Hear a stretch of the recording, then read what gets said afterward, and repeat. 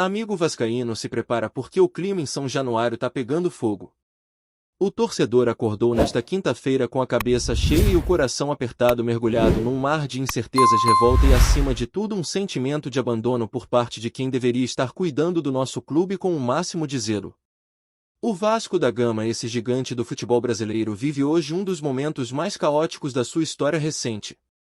O que era para ser uma nova era de reestruturação, investimento e competitividade virou um pesadelo recheado de promessas não cumpridas, contratações mal explicadas, vaidade no poder e uma série de decisões que estão afundando ainda mais o clube. Vamos direto ao ponto. A questão dos reforços já virou novela e infelizmente parece que estamos longe de um final feliz. A diretoria prometeu um elenco de ponta competitivo com peças capazes de brigar por posições entre os 8 primeiros do Campeonato Brasileiro. Mas o que se vê dentro de campo é exatamente o oposto. Um time limitado, desorganizado, que não consegue competir em alto nível e que faz o torcedor perder a paciência rodada após rodada. É duro falar, mas é necessário. O Vasco hoje não tem elenco para brigar na parte de cima da tabela. A fala do presidente dizendo que temos um elenco top 8 é simplesmente fora da realidade.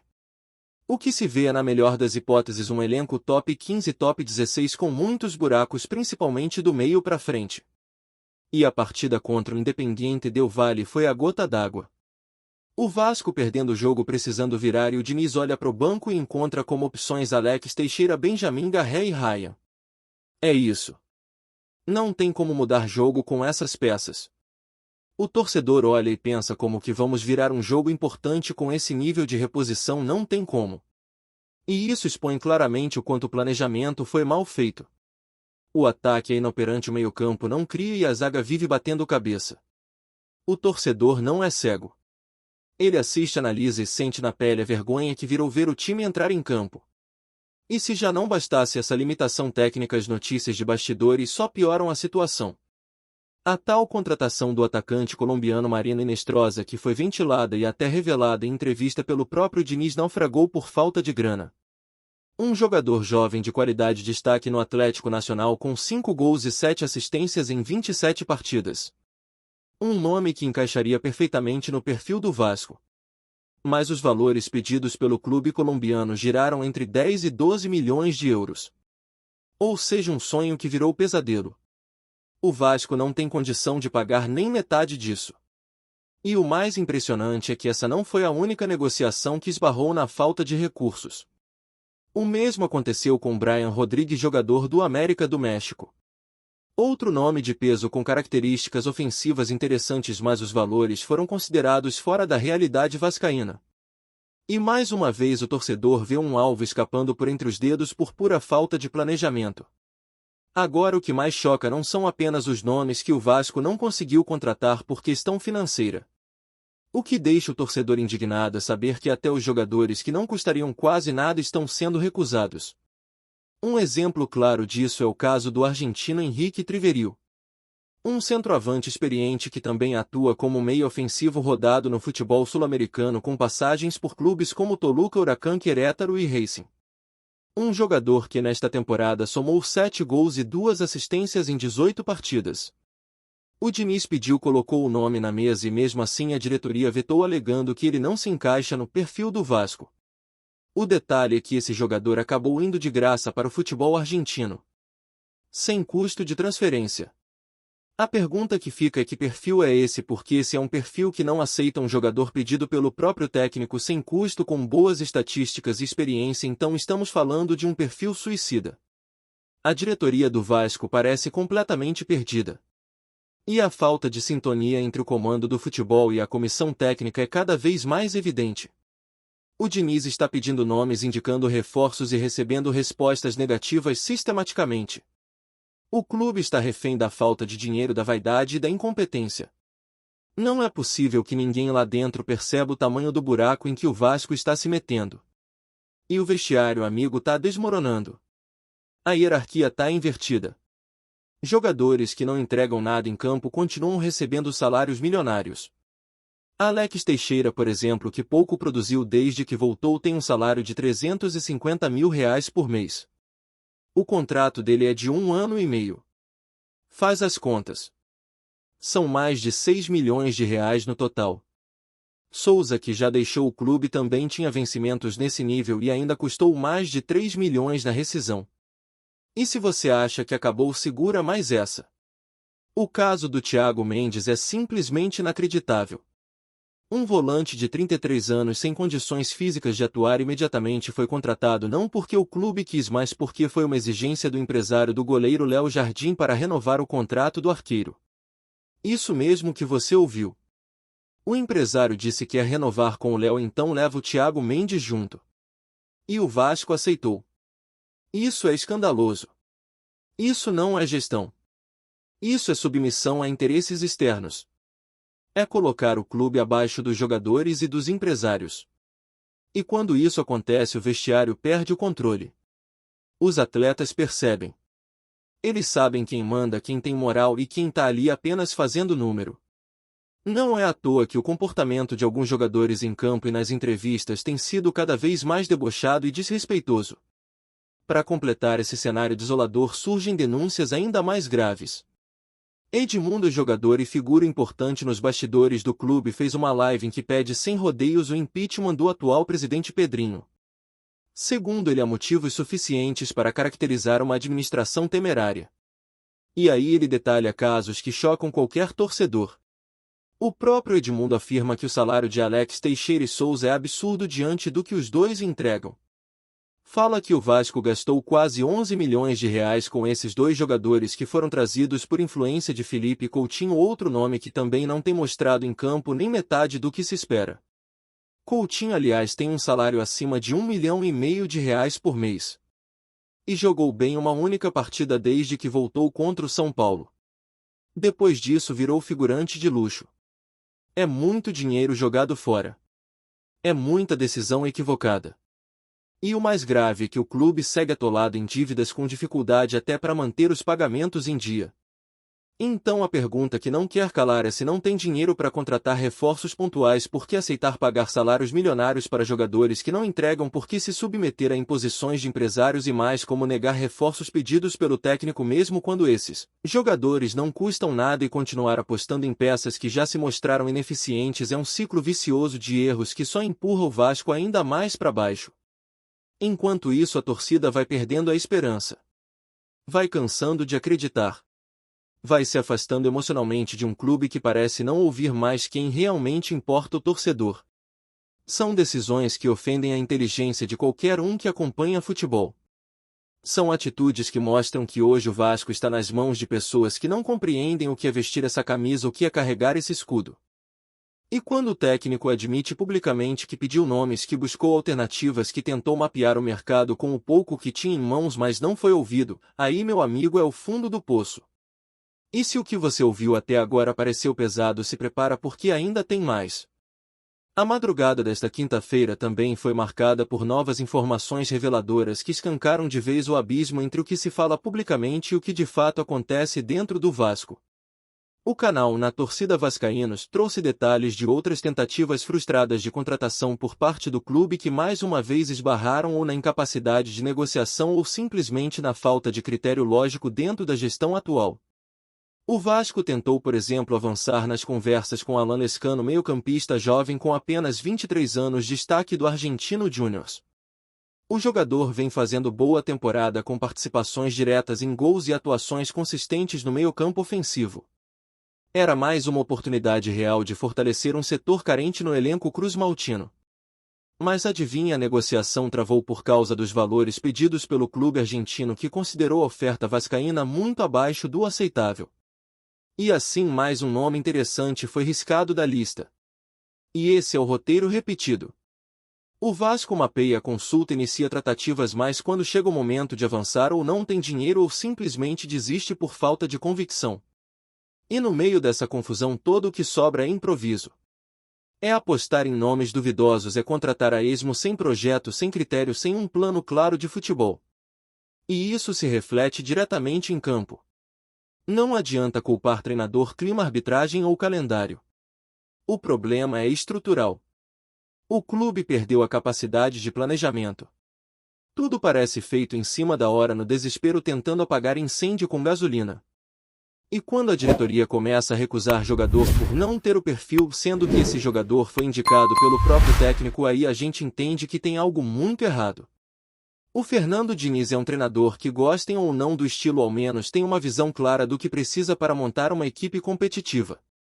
Ele sabe onde estão as falhas, sabe que tipo de jogador pode encaixar no esquema e ainda assim seus pedidos estão sendo ignorados. Isso desmotiva. Isso enfraquece o comando técnico.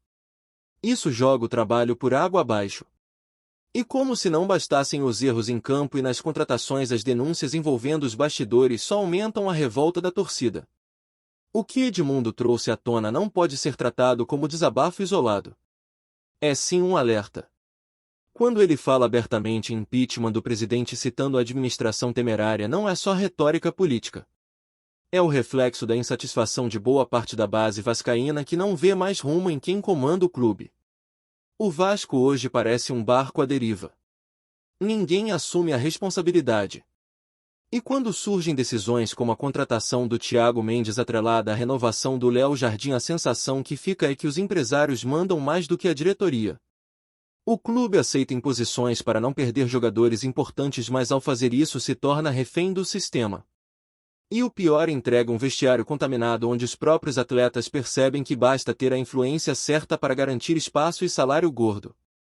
A folha salarial do Vasco, que deveria ser usada com inteligência, está sendo mal gerida. O clube paga cifras milionárias a jogadores que estão longe de entregar o que recebem. Coutinho, Alex Teixeira, Thiago Mendes, todos com vencimentos altíssimos, mas com retorno quase nulo. Enquanto isso, o Vasco não consegue pagar por um atacante jovem que joga pelas pontas, que está em forma, que atua em seleção. Não consegue contratar um meia com números expressivos porque não tem recurso. Mas tem grana para bancar um veterano lesionado que chegou por exigência de empresário. Isso é um escândalo. É o tipo de coisa que não pode passar batido. O torcedor está cansado de ser feito de bobo. O torcedor sabe fazer conta. Ele entende que não dá para cobrar reforços se o clube está gastando tudo com jogadores que não justificam o investimento. E a situação é ainda mais desesperadora quando se percebe que nem mesmo jogadores indicados diretamente pelo treinador com negociações fáceis estão sendo considerados. Triverio é o melhor exemplo. O cara foi liberado de graça do The Strongest, tinha o aval do Diniz, era um jogador experiente que poderia agregar ao grupo e mesmo assim a diretoria vetou a contratação alegando que ele não tem o perfil do clube. Que perfil é esse? Um time que ocupa a parte de baixo da tabela com um ataque inoperante, com meio-campo que não consegue fazer a bola chegar ao ataque, não pode se dar ao luxo de negar reforço nenhum. Ainda mais um reforço que não custaria nada. Mas a soberba fala mais alto. A vaidade de alguns dirigentes parece estar acima das necessidades do elenco. E enquanto isso, o time vai colecionando derrotas e atuações constrangedoras. O vestiário está desmoronando. A hierarquia acabou. Os jogadores estão se achando maiores que o clube. Não é à toa que vemos atitudes arrogantes, clima de desunião e postura displicente dentro de campo. Os atletas percebem que há jogadores protegidos, que há escolhas políticas por trás de quem joga e quem recebe os maiores salários. E isso contamina o ambiente. Isso mina qualquer tentativa de construir um grupo forte e unido. O que se vê hoje é um elenco fragmentado, sem confiança, sem sintonia com o treinador e sem respaldo da diretoria. O torcedor sente isso. Ele assiste aos jogos e percebe que o time não tem alma. Falta liderança, falta garra, falta entrega. E isso em boa parte é reflexo de uma diretoria que se recusa a ouvir o futebol. Que toma decisões baseadas em vaidade e em orgulho pessoal e não no que realmente é melhor pro Vasco. E aí, quando alguém como Edmundo, que já esteve dentro, que conhece o clube como poucos, vem a público e diz que a situação é insustentável, que é hora de acionar mecanismos de responsabilização, não dá mais para fingir que é só crise passageira. É estrutural. É uma questão de sobrevivência. O Vasco está sendo conduzido por mãos despreparadas. A vaidade de alguns dirigentes está custando caro. O clube está virando refém de acordos obscuros, de promessas de empresários, de jogadores que se acham donos do time. Enquanto isso, o torcedor sofre. Sofre por amor, sofre por impotência. Vê o clube do coração sendo usado, sendo humilhado, sendo rebaixado a um mero coadjuvante. A pergunta que se faz é até quando o Vasco vai aceitar ser figurante, até quando a diretoria vai fingir que está tudo sob controle enquanto o time despenca, o torcedor está fazendo sua parte. Comparece, apoia a cobra. Mas não aguenta mais ser enganado. Não dá para aceitar que o clube não tenha dinheiro para reforços, mas tenha dinheiro para pagar 12 milhões de reais em 2 jogadores que mal pisaram em campo. Não dá para aceitar que um técnico peça jogador e receba não porque o nome não agrada à cúpula. Não dá para continuar justificando fracassos com desculpas vazias enquanto a realidade é escancarada. E para fechar essa parte é preciso dizer com todas as letras: o Vasco precisa de uma mudança profunda. De postura, de gestão, de comando. O clube precisa de dirigentes que entendam o peso da camisa, que respeitem a história e que saibam o que é administrar um gigante. Chega de improviso. Chega de arrogância. Chega de colocar o ego acima do escudo. O Vasco precisa voltar a ser Vasco. Precisa parar de se ajoelhar para empresários. Precisa ouvir quem está no campo, quem entende de futebol, quem quer ver o clube crescer. Porque se continuar assim o buraco só vai aumentar. E o torcedor, que sempre foi a força desse clube, vai se cansar. E quando isso acontecer, amigo, não vai ter Coutinho, nem empresário, nem dirigente vaidoso que salve. Antes de continuarmos, já te convidamos para se inscrever no canal Colina News e deixar seu like, assim você fica por dentro de todas as novidades do Vascão de forma exclusiva. Bora continuar nos corredores do futebol brasileiro. Um novo burburinho começa a ganhar força. Superior Tribunal de Justiça Desportiva STJD teria decidido devolver 3 preciosos pontos ao Vasco da Gama, decisão que pode reacender a chama da luta cruzmaltina contra o rebaixamento no Campeonato Brasileiro. Embora ainda não haja confirmação oficial por parte da CBF, a movimentação nos bastidores tem agitado São Januário e provocado uma série de reações entre torcedores e rivais. A possível devolução está ligada a um imbróglio jurídico envolvendo a escalação irregular de um jogador adversário em uma partida anterior. Fontes próximas ao tribunal indicam que, após nova análise do caso, o STJD teria reconsiderado sua decisão anterior, o que beneficiaria diretamente o clube carioca. Essa reviravolta, se confirmada, alteraria significativamente a tabela do Brasileirão, recolocando o Vasco em uma posição menos desesperadora e dando novo fôlego à equipe na reta final do campeonato. Nos bastidores do clube, a possível conquista jurídica já começa a influenciar o clima interno. O técnico, que vinha lidando com enorme pressão por resultados, teria recebido a notícia com alívio, vendo na decisão uma chance real de reorganizar o elenco e buscar uma arrancada nas próximas rodadas. Entre os jogadores, o rumor serviu como combustível emocional, reacendendo o espírito de luta e a crença na permanência na elite do futebol nacional. A notícia, no entanto, ainda causa certo desconforto entre os concorrentes diretos na parte de baixo da tabela. Dirigentes de clubes ameaçados com a nova configuração já teriam sinalizado a intenção de recorrer da decisão caso ela se confirme oficialmente. O temor é de que o precedente possa desencadear uma nova onda de questionamentos jurídicos no campeonato, justamente no momento mais decisivo da competição. Enquanto a confirmação oficial não chega, os torcedores vascaínos se dividem entre a cautela e a esperança. Nas redes sociais, a movimentação é intensa, com muitos comemorando a possível recuperação dos pontos como uma vitória fora de campo. Outros, mais céticos, preferem esperar o desfecho antes de comemorar. No fim das contas, o que se sabe até agora é que o STJD pode ter mexido mais uma vez com as peças do xadrez do Brasileirão. E se o rumor se concretizar, o Vasco, que já parecia à beira do abismo, poderá ter encontrado uma inesperada mão amiga para seguir lutando até o apito final. Trazemos notícias atualizadas do Vasco todos os dias. Inscreva-se no nosso canal e dê um like para continuar recebendo notícias exclusivas. Compartilhe também a sua opinião sobre essa notícia nos comentários, isso é muito importante para o Vasco da Gama. Até o próximo vídeo.